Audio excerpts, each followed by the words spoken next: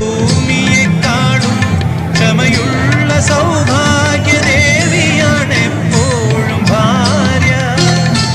മന്ദസ്മിതങ്ങളാൽ നീറും മനസ്സിനെ ചന്ദനം ചാർത്തുന്നു ഭാര്യ.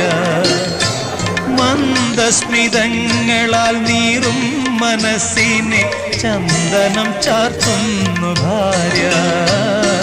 പൂമുഖവാതിൽക്കൽ സ്നേഹം വിടർത്തുന്ന പൂന്തിങ്കളാകുന്നു ഭാര്യ. ദുഃഖത്തിൻ മുള്ളുകൾ തൂവിരൽ തുമ്പിനാൽ പുഷ്പങ്ങളാക്കുന്നു ഭാര്യ.